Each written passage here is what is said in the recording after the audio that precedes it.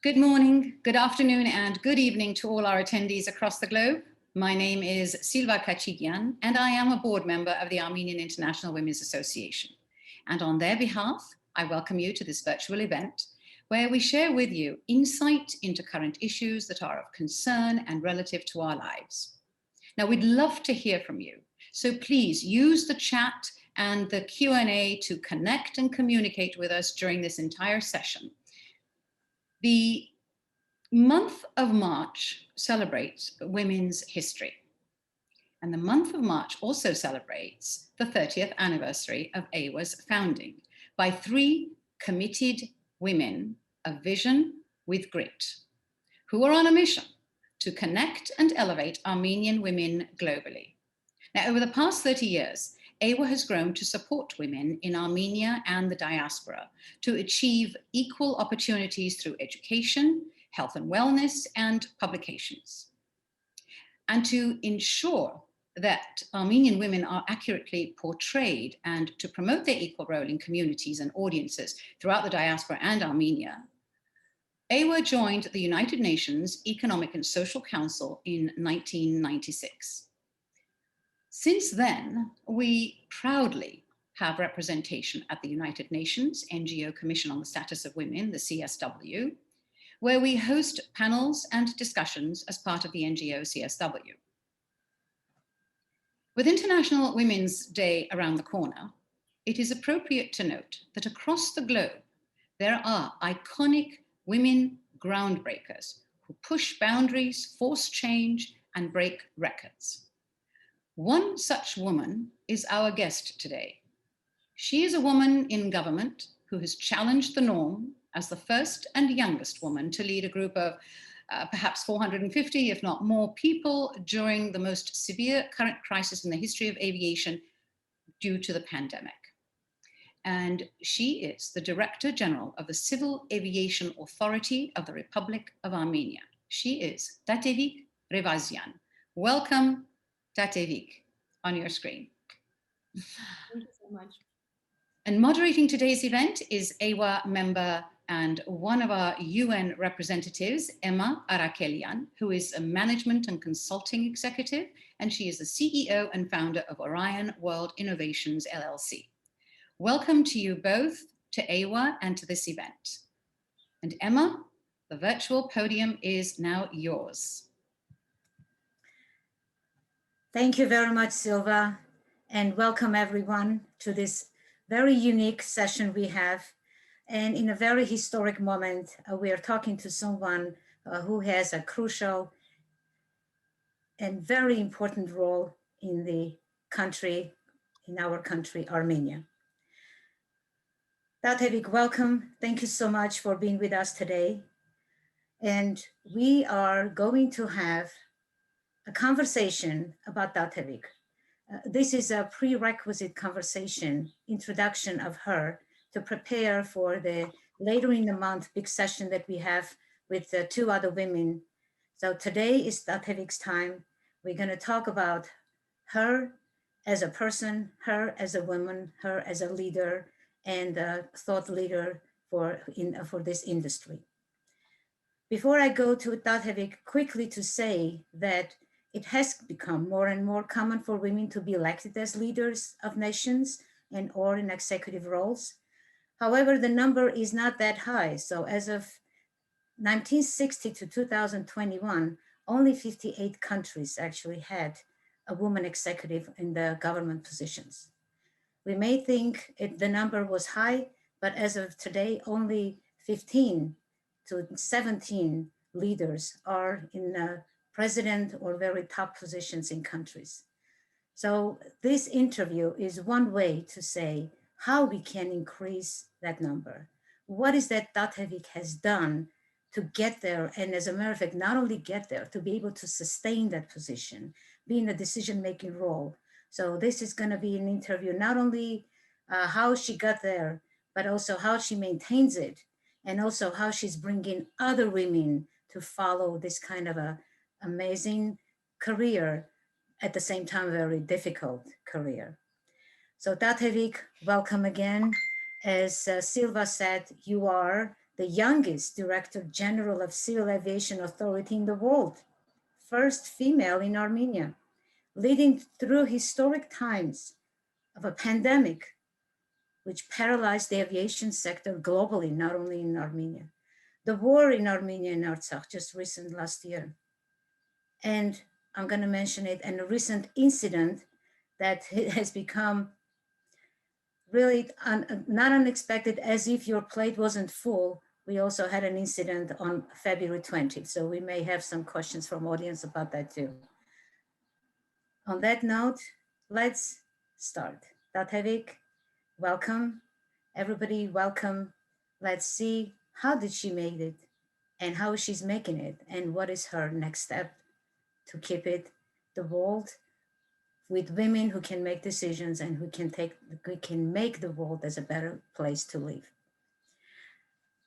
One of my first questions, Tatevik, is you had an exclusive life and professional journey.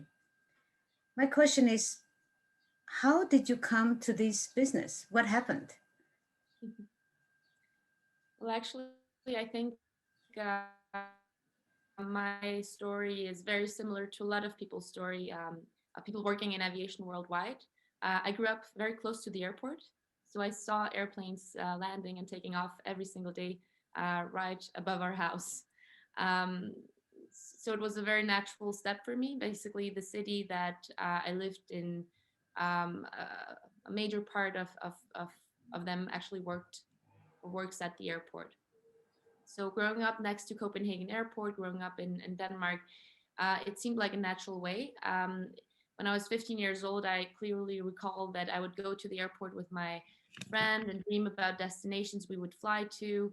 I would observe the employees at the airport and dream of having the same type of uniform on, and being able to speak to people from different countries, being able to speak to them in different languages. So it seemed like a perfect place for me to be. But at that stage, I had no idea how I would succeed to get that job. Because as it is in Armenia, it is the same way around the world. Most people who work in this field, either their fathers are pilots, mothers are typically stewardesses, hopefully in the future more pilots. But I didn't have anyone in my family with an aviation background or the network to be able to help me into the industry. So I basically just sent an application, and I became one of the youngest people to be hired at Copenhagen Airport. While I was a student, I was 19 years old, started out checking in passengers, boarding them, translating Russian documents. I suddenly became the only person in the whole airport that spoke Russian, so we had a lot of confused passengers that I could help with. And it taught me a lot about the whole structure of how an airport operates on the ground.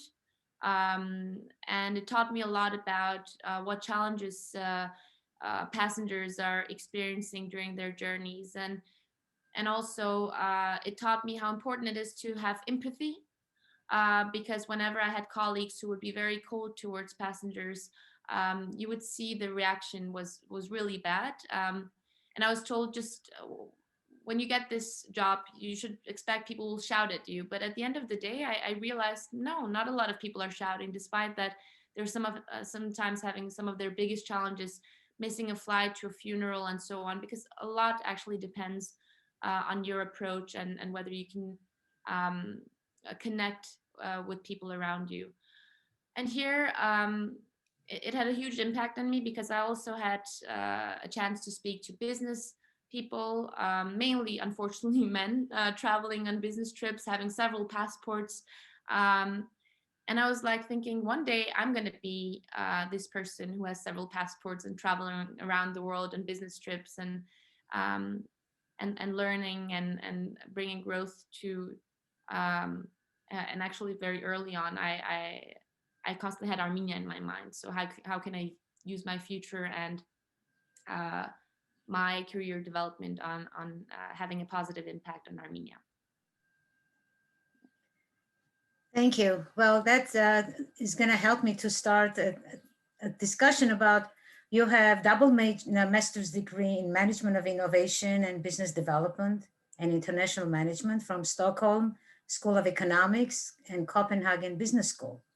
So with this very strong education, my question will be from a different angle. Well, how did you choose aviation as your career, and how did you get married professionally to airline industry, as you say in your bio? Well, after the experience at Copenhagen Airport, I was 100% sure that this is the place to be. I just love the industry. I can't explain how much I love the industry, and I love everything about it, whether it's the commercial side of the industry or it's the safety security side of the industry. It's extremely interesting because it's unpredictable. And as I can see the situation I'm in as well, like who would think that I would be in a situation of trying to bring our aircraft back from Iran. That was not right on my list of things I thought I would be dealing with. But it's also what makes it very interesting, this industry, that anything can happen, and it involves all kinds of people, all kinds of situations, and that experience that I had at the airport made me sure that this is what I'm going to do the rest of my life, basically. In terms of the business education and aviation, it's not the typical road at all, and very few people with my background actually end up, for example, in a civil aviation authority.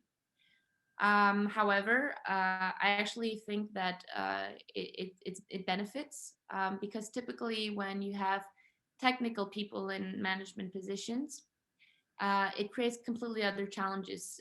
When you need to, for example, go through a big change, for example, we're going through a big reform to improve air safety in the Civil Aviation Authority in Armenia, it's very tough for technical people who have been used to working in the same type of way to get out of that box and try to change something. And coming in with a different perspective, a different kind of background actually helps to come up with creative solutions. And this actually, just to mention a person who inspired me a lot, Bertrand Piccard.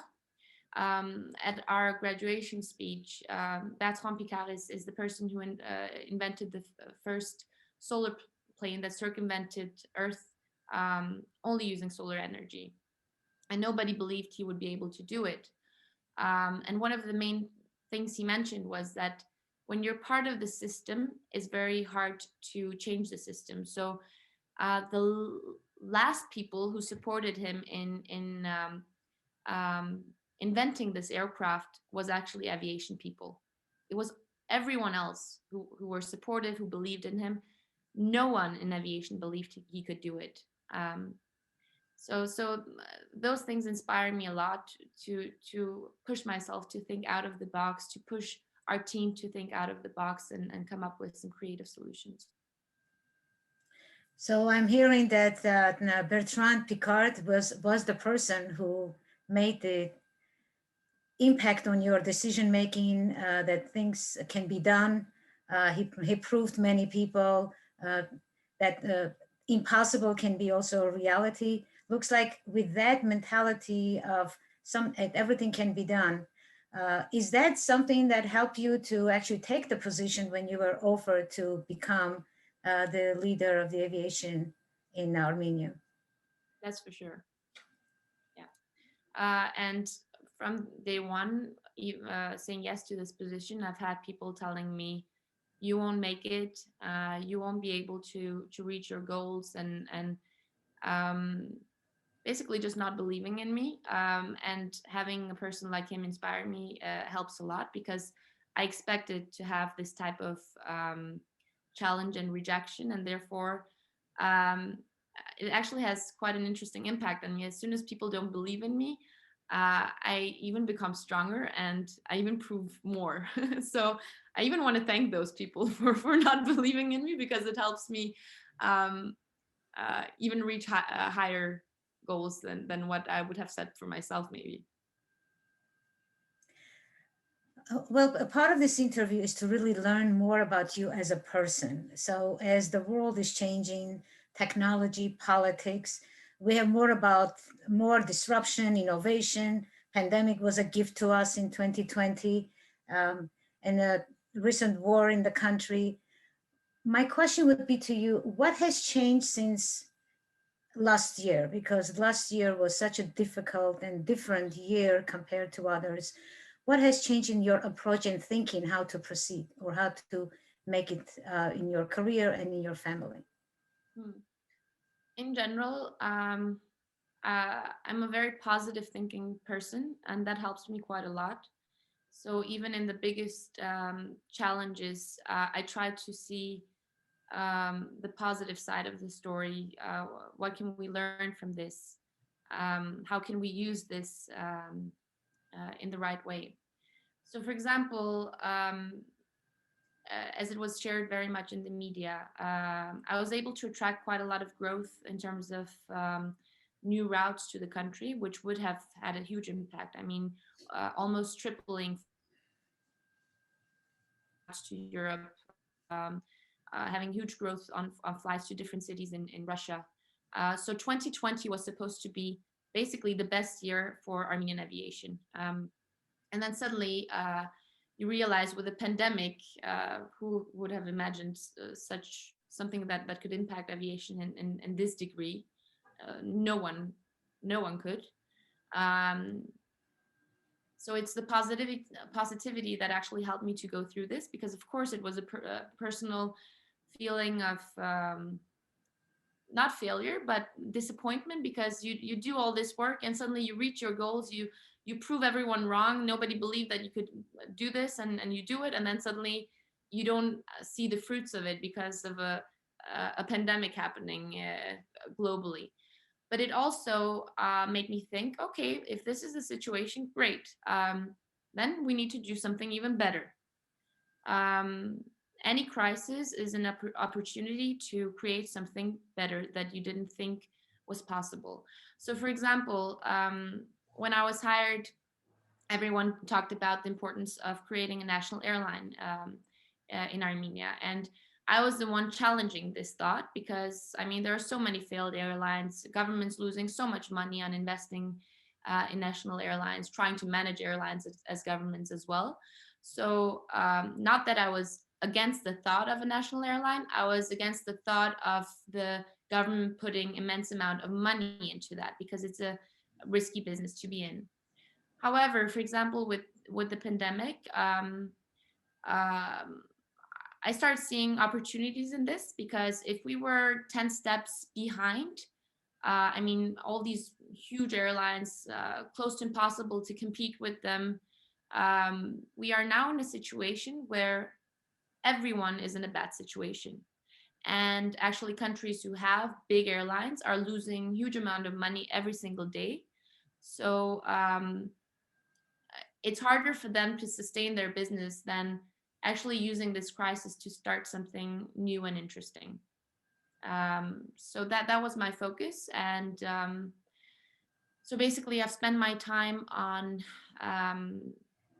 negotiating with potential investors, and hopefully we'll have some good news soon.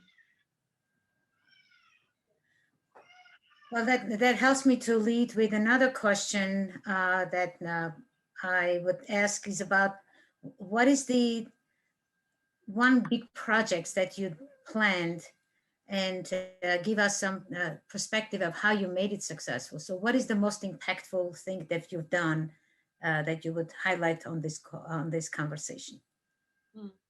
I think the biggest thing is to come, but I can't talk about it yet. So I'll focus on how I managed to triple flights to Europe before the pandemic. So basically, we've had this departure tax for more than 20 years.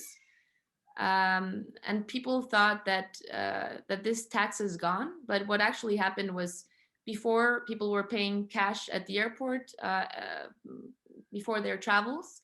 But then suddenly this tax was actually just included in the airfare ticket. So people didn't really know that they're paying this, but it had a huge impact on the airlines and how viable Armenia as a market became for them. So when I went to, for example, one of the first negotiations with Ryanair, I went with the approach. I told them, I know that you've considered Armenia before and you've decided not to enter the market. I'm curious to know, what is it that makes the Armenian market not viable? And I promise to be the person who will solve those issues. So basically, they mentioned the departure tax is one of the most serious issues, because as they said, their average tickets are 40 euros, and paying 20 euros just for departure tax to the government is not serious. And when I was writing my master thesis, I wrote on government impact on airport growth. And here it was very clear when I was analyzing the experience of different countries that the departure tax is a serious issue that actually stops the development of aviation. So I put a goal in front of myself to change the law, a law that nobody has been able to touch for 20 years. A lot of people have been complaining about it, but nobody has been able to change it. And the way I did it was by trying to understand the problem from a passenger perspective, the problem from an airline perspective, and the problem from a government perspective. So of course, the government is used to getting money into the state budget. So it would be very difficult to go and argue and say no to this amount of money coming into the state budget without being able to prove what will be the impact of this afterwards. So what I did was I went to the finance minister and I told him, let's remove the departure tax for new routes. It will incentivize airlines to open new routes, but it's also money that we're not receiving into the state budget. And we will not receive that money into the state budget, because by not removing the air tax, these new routes will not start. So basically, it's a risk-free test that we can do. And I'll prove to you by doing this, we will have a huge growth. And and I've proven to you that we have this huge growth, please promise me we will remove the departure tax for everyone. So that was kind of the deal that I made with him.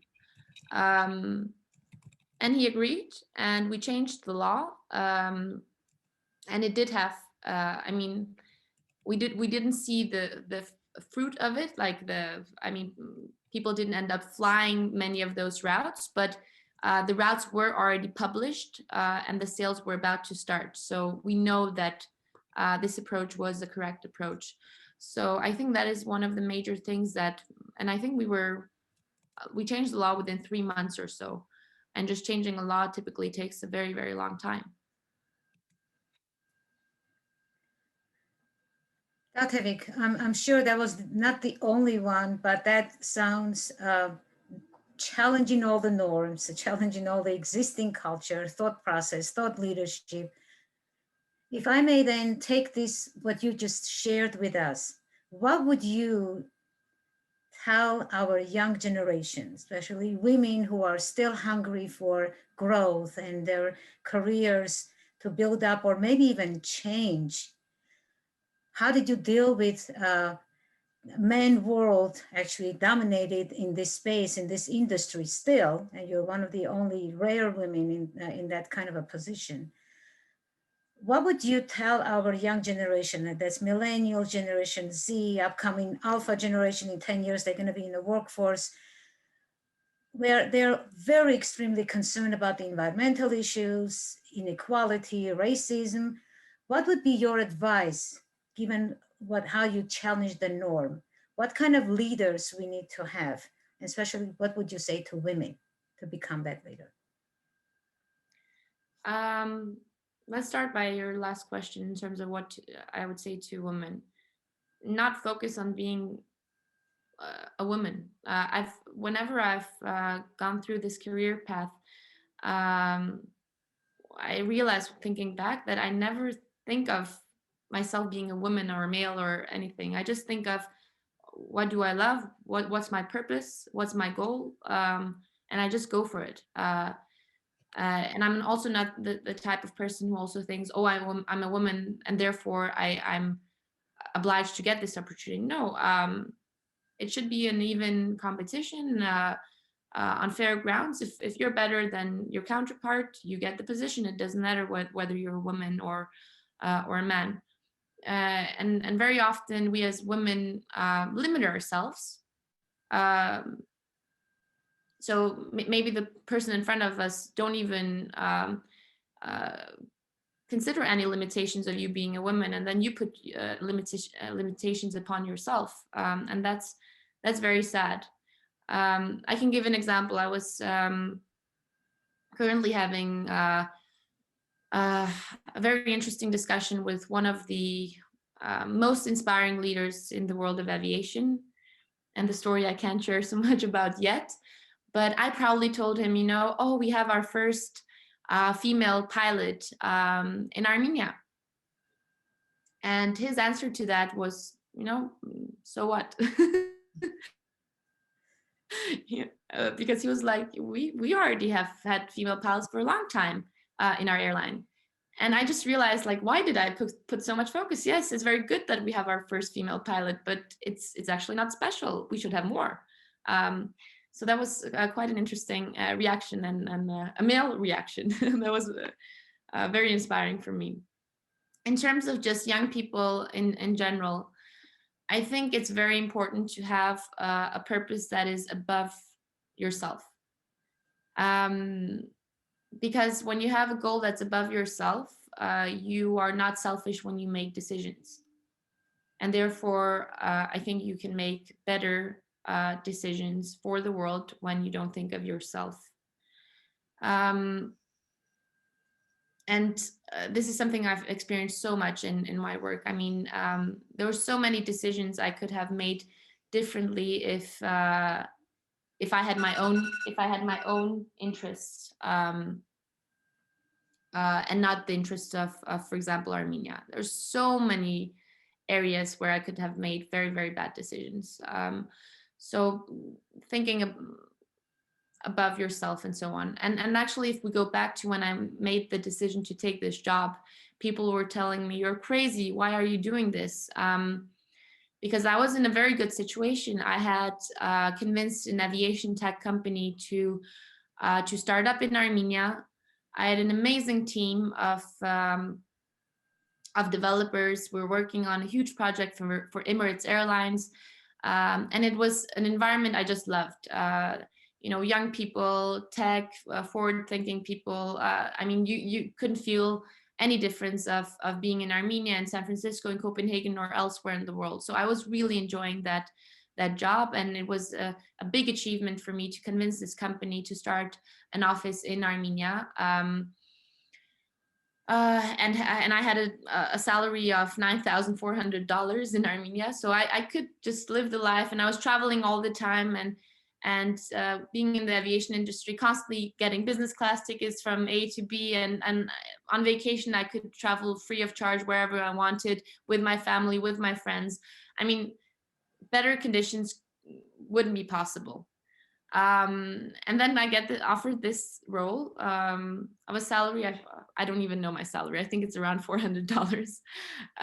So significantly decrease, and a lot of more risk, and a lot of more headache. But what made me make this decision was, again, the purpose was above me. So I was asked basically, why did you move to Armenia?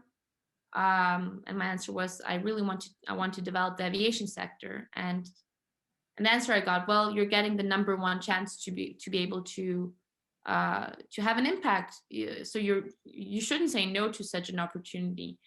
And basically I thought, okay, if I've done it once, if I've been able to get a job like this with a great salary, with all these incentives, I can do it again. So that's easy. So So let me just take a couple of years out of my life and really see what type of impact I can have on the industry in Armenia, and especially with the goal of attracting airlines to the country, because having the more routes you have to the country, the better you are doing economically as a country. I mean, jobs are created, restaurants open up, hotels open up, more people work in the aviation industry at the airport, and so on. So my motivating factors were creating jobs and working in the field of aviation. And I suddenly got the opportunity to do both in a country I love so much. Well, you made that thank you so much for sharing the story from that angle, giving the perspective that you had to sacrifice something to actually make this decision.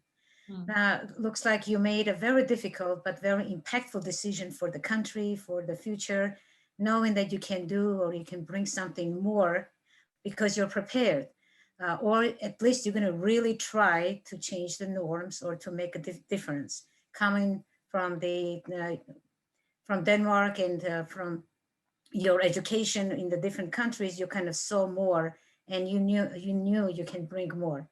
Now, you made that very important personal decision, understanding the sacrifices. I think that's a very critical message, that taking this kind of large leap type of steps, there is something to sacrifice, which was a lot of the well-being or good jobs or well-paying job that you took.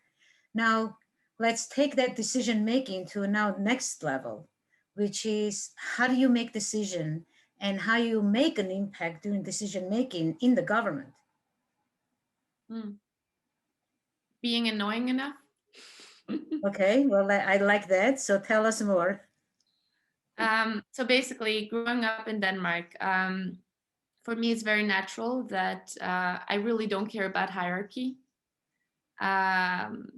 And I think that is both something that has created a lot of problems for me, of people not liking me in the government, but has also created an environment where solutions are found.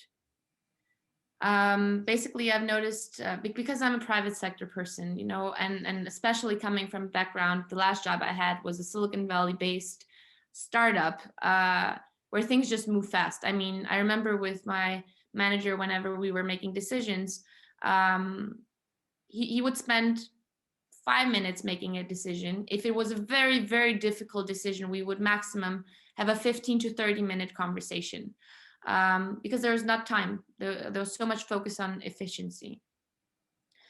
And inside the government, of course, it's a different type of people, and it was a big clash for me, and still is.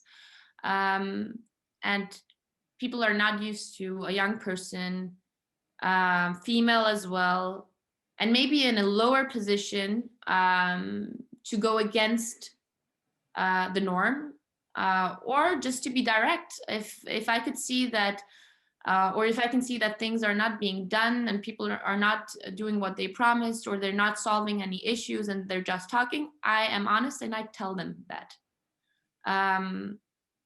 It also leads to, of course, it leads to some anger, but it also leads people to actually act and to solve the problems. And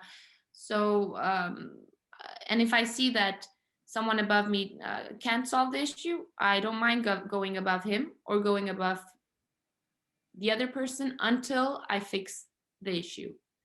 And I think that has been very important also during the days of the war, where fast decision making is extremely important. And if I had, how could you say, if I had followed the normal bureaucratic roads, I would not have been able to make fast decision making, which was required during those days. Fabulous answer. I hope a lot of women took some good, and all the other participants. Hope we also have male participants to take away.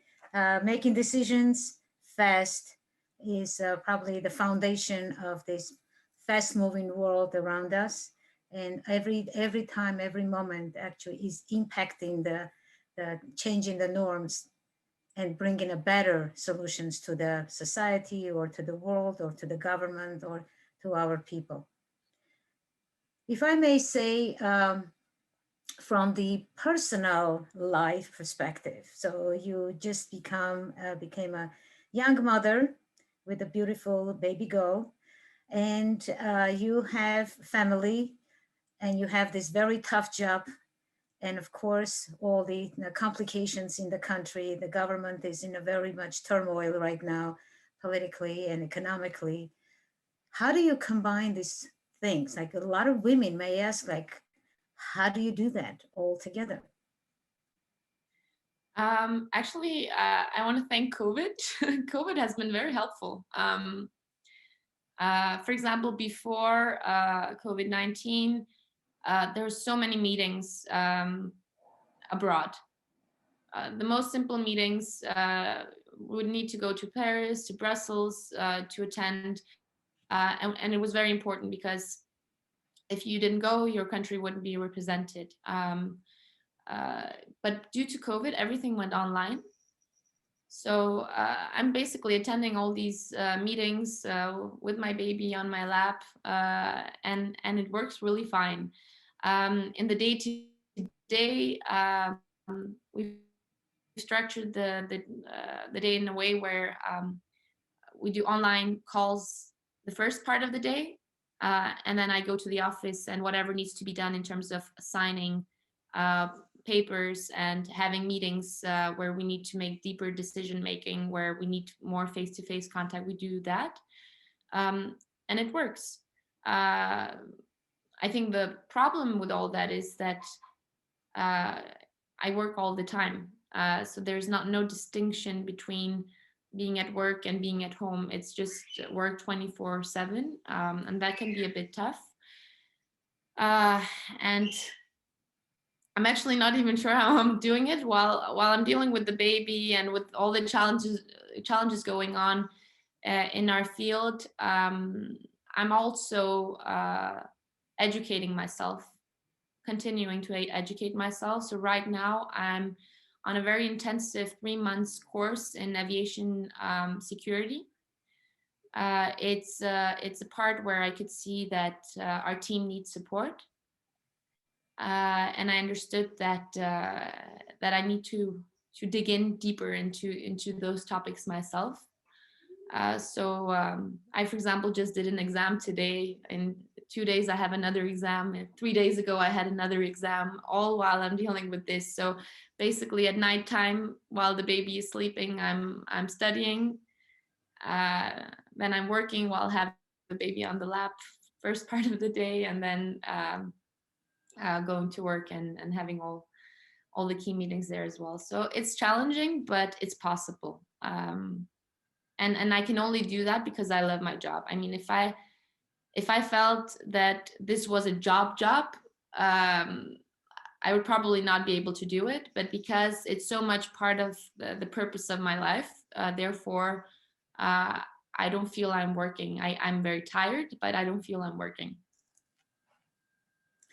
Well, you touched something very critical there. Continuous learning. It's amazing that also being in that position, you still think you can do more because what you love, what you dedicated your years of life into this role, you take it so seriously that you want to learn more to bring more benefit or more value. So, and let me tell you something fun about that. Sure. While I'm reading and writing one of my exams about hijacking, that's the moment I get a call of an unconfirmed hijacking of an Armenian aircraft. I was like, this is not serious. How is this possible? Yeah. But at least it was fresh in my mind. You know, I had just written an exam about it, so I knew exactly what to do. Well, wonderful, because one of my questions was going to be about the humor. So what if we say you needed to take this course to know how to do and what to do when hijacking scenarios are there?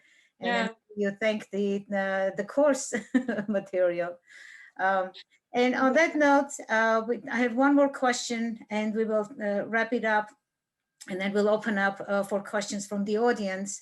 That will be another 10 minutes, and we'll finish around in 15 minutes, 17 minutes from now.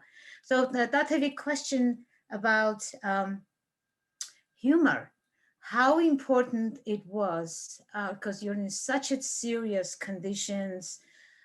It touches millions of people's lives today and tomorrow. So whatever changes or the challenges you're trying to overcome, it's actually for the country, for the aviation, and all these planes are going to other countries. So you have to make sure the planes are in the proper order so you don't create problems for other countries. So it's a global impact.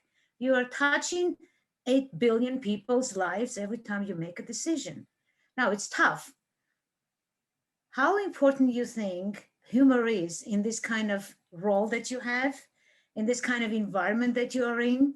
On top of it, war and hijacking, just gets worse and worse. How do you deal with it? And how are you using humor, or if you are using it at all in these conditions? Tell us more about that. Yeah, no, I use it all the time. I don't have any other choice. I mean, if it wasn't possible to use humor, I don't think I would have enough energy to deal with all the things I'm dealing with.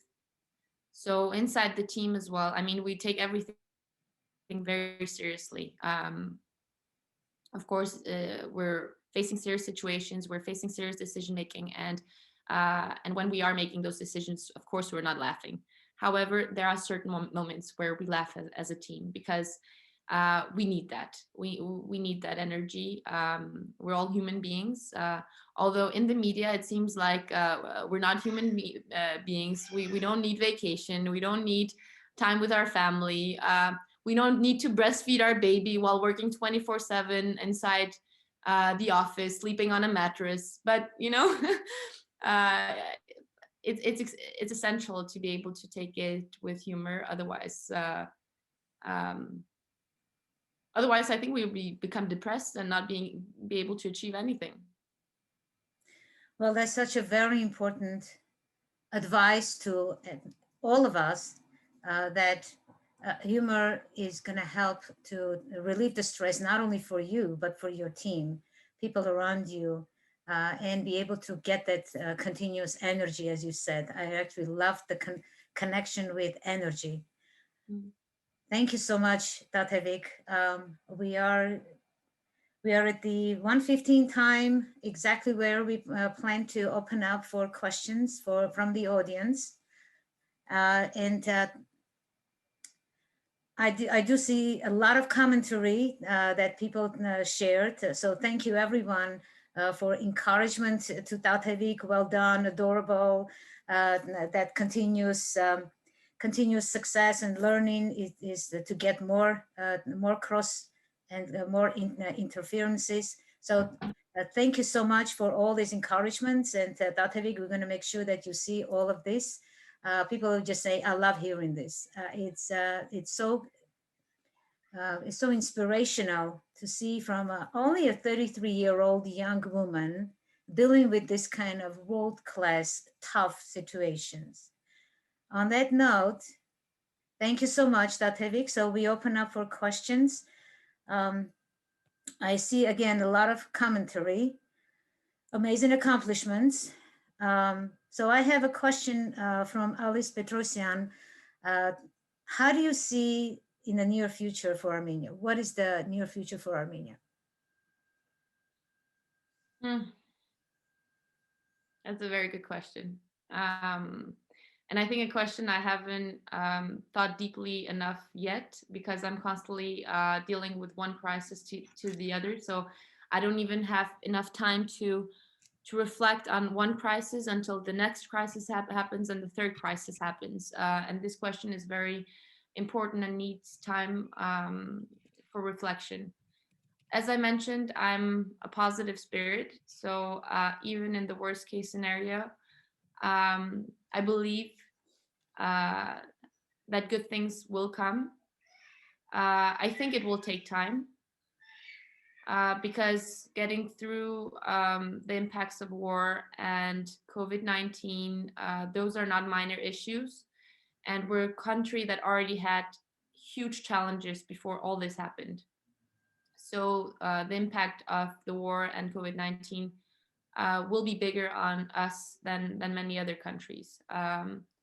So I think we need to be patient, and we need to see how each and one of us can contribute to see how this crisis can create even better opportunities. And I think we need to learn to think long term, because very often we don't reach our goals because we think too short term. We think we're in survival stage. How do we survive tomorrow? And you can't blame people for thinking that, because a lot of people struggle and don't know how they're going to survive tomorrow. But those people who have the opportunity to think above tomorrow, I think is very important, because the best decisions are made when thinking long term. So again, through my work, for example, I focus on projects that might not give me the credit today, but I'm not doing it for the credit. I'm focusing on what will impact Armenia in 5 to 10 to 15 years from now, and that is where my focus is. Thank you so much. I hope you answered the way people were hoping you will answer. I think patience is what I'm taking away from here, and all of us doing whatever we can do to participate and make an impact. Another question that I see, I would love to ask you this question. Was there a moment when you regretted moving to Armenia? No. I've asked this question to myself because I do feel I've been unfairly treated in the media. When I signed up for this job, I didn't sign up for becoming a public persona who would be used politically, because I'm not a political person, and that was not the motivation to enter the government. And I never thought I would work for a government at all. So of course, in that case, when you try to focus on your work and the nice media is trying to divert your focus on work, and in a not very nice way, that made me question, was this worth it? And all this stress and so on. The calm life in Denmark, like, was all this worth it? And my answer until now is yes, it is, and I haven't regretted moving to Armenia, because life here matters. I mean, steps that you make here matter. The impact that you can bring matter. Whereas in Denmark, it's a country that's already built. It works. There's not much you can do.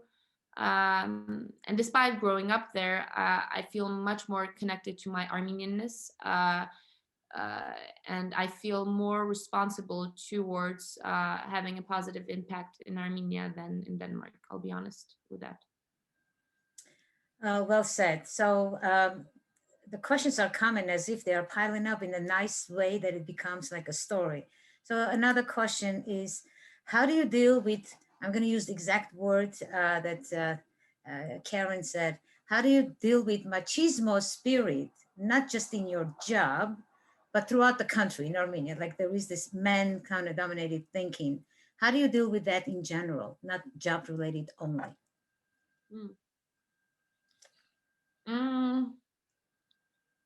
I don't think so much about it, to be honest. Again, because I don't limit myself as being a woman.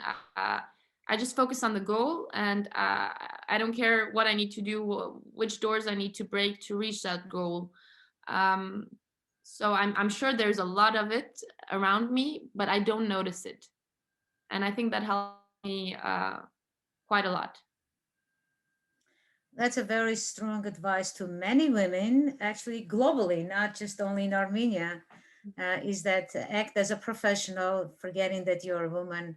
And I think that's how you're also being accepted, like you're a professional, not a woman. Okay, very good advice to take away from this call. Another question I have, this little bit changing into a different direction. Do you think we need to have a national airline? I touched upon it a little bit. I don't think it is a goal in itself.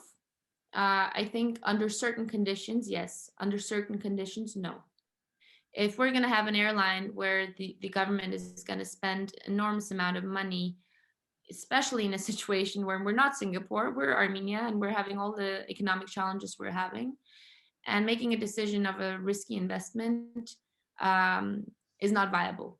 However, what I've been focusing on, especially considering COVID, because COVID actually creates an opportunity for Armenia to create a viable airline, but only in the condition where we can ensure to have a top level management. And I'm not saying top level in Armenia, I'm saying top level on a global scale. And that we can ensure to create an airline that is one of the safest in the world and who has the infrastructure to a certain extent already built to be able to compete. So with these filters, and by the way, also in terms of government involvement, that the government involvement should mainly be in ensuring that the legislation is good enough for an airline to operate, to have viable operations in the country, but not to put cash and continue putting cash as soon as the airline is having problems. And with these filters, that's exactly what I've done. I've looked into which airlines have had the biggest order of aircraft, who are one of the safest in the world, who have top management. And those are the people I'm currently negotiating with in regards to investments in Armenia. Well, that brings a very positive trajectory to say that that is in a thought process. It's been evaluated, and whatever is the best for a given moment is to do national later on to change the percentages. I think that's what you're saying. The good thing is that the idea is open. It's not closed down. It's considered for given the situation we have in Armenia. I think that's a very, very thoughtful and very important I think strategic. we need to be ambitious. I think very often in this industry, we haven't been ambitious enough. And yes, this is a big goal to set, but I think we deserve it. I think we deserve the best. Well, anybody on this call, if we can help with anything, Tatevik, let us know. We'll get the right people involved. Another question I have is, can we ever imagine flights to and from Artsakh? It's a very political question. The airspace is closed currently, and it's been closed for many years due to political reasons, because officially the airspace above Artsakh is considered by the International Civil Aviation Authority as Azerbaijan, and therefore Azerbaijan decides whether the airspace is open or closed. It is very much interrelated to politics, which I don't want to have anything to do with, to be honest. If the political issues get solved, yes, then we will have flights to Artsakh.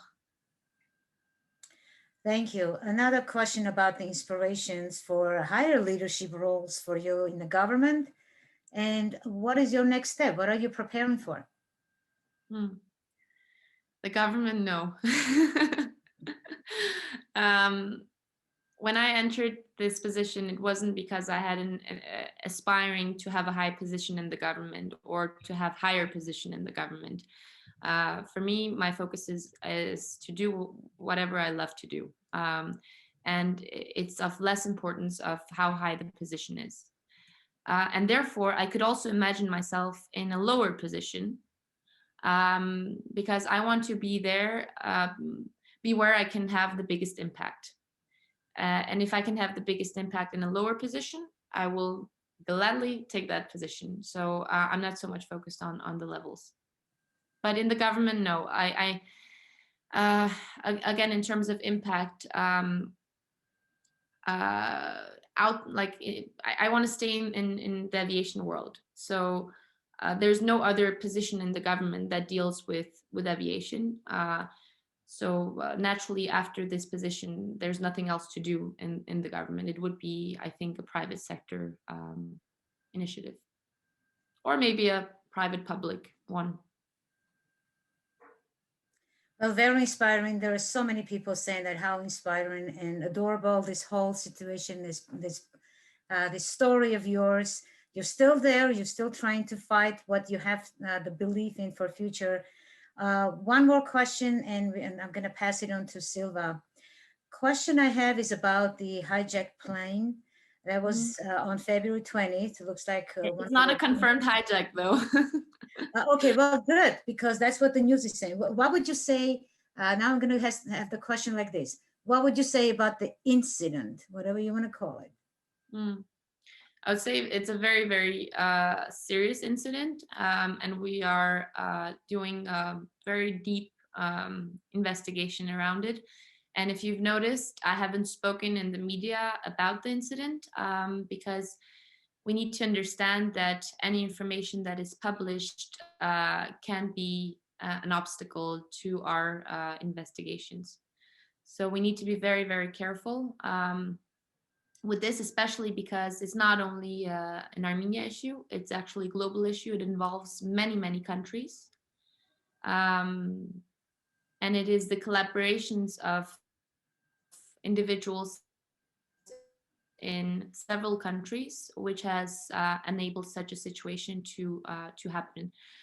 So this involves so many aspects. I mean, coming from the work at the Foreign Ministry, to the work of our authority, to the work of the civil aviation authorities around the world, our colleagues, and then technical staff in terms of assessing the aircraft, the practical arrangements around trying to get this aircraft back. So I can't share details at this stage because we are fully in the investigations, but as soon as we have things that we can publish, we publish them, and we are playing with pretty open cards, considering the situation. Thank you so much for the very insightful way of answering.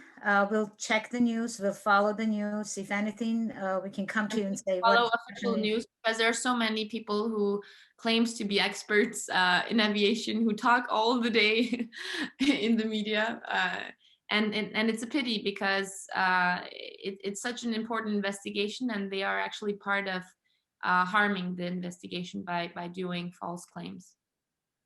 Thank you so much. With that, Tatevik, this was an amazing, insightful, very honest, very genuine, and very to the point conversation when you said, do not be afraid, have a purpose, do not be hierarchical, because that's going to just slow you down or be limited. Fast decisions, continuous learning, love what you do, and as a matter of fact, strong, and be a woman, but at the same time, you don't need to highlight that you're a woman when you're in a profession. Love your family, love your job. Thank you so much. Silva, back to you. And thank you. There you have it, an iconic woman groundbreaker who pushes boundaries, forces change, and breaks records. Huge thank you to you, Tatevik, for your passion and your determination to pursue these unconventional paths toward your success and to the success of all other women. You're building a strong foundation in support of women's participation in decision-making. And I thank you for that, your exemplary professionalism, your patriotism, nationalism, and your being a mother as well. You've covered all the grounds of what we excel in. And thank you also to our UN representative and moderator, Emma Arakelyan. You did a marvelous job. Thanks to Tatevik and Emma. They will both be panelists at our Saturday, March 20th UNCSW parallel event, along with 3 other guests. And they will be discussing the question Are institutions ready for women's success? Then on Sunday, March 21, just to let our attendees know, AIWA Los Angeles will host a parallel panel at the UNCSW. So just please make sure that you pay attention to the emails that come your way and with the announcements, and then they will also let you know how to register for those events. Now, last but not least, I always like to thank our listeners across the globe. There are so many other events going on at the same time. We really appreciate that you devote your weekend or part of your weekend to AIWA and to our programs. So keep looking out for our events. Follow us on Facebook and Instagram. Now on Monday, we will celebrate International Women's Day, and AIWA will hold a Facebook Live event celebrating the founders of our affiliates with the goal of raising funds in support of our mission. As you honor the passion, perseverance, and resilience of our founders, I hope you will draw strength and inspiration from the women who came before us and from those phenomenal women working and connecting among you today. They are part of our story, but they are also part of your story. So we do encourage you to join our campaign, raise funds to continue to support our global outreach. If you're not a member yet of AIWA, please go on to our website, aiwainternational.org, and join the global network of women who share our values. And as always, I repeat our values. They are integrity, respect, inclusivity, service, and relevance. Please stay well, stay safe, stay informed, stay relevant. Until next time, thank you to our guests and our attendees.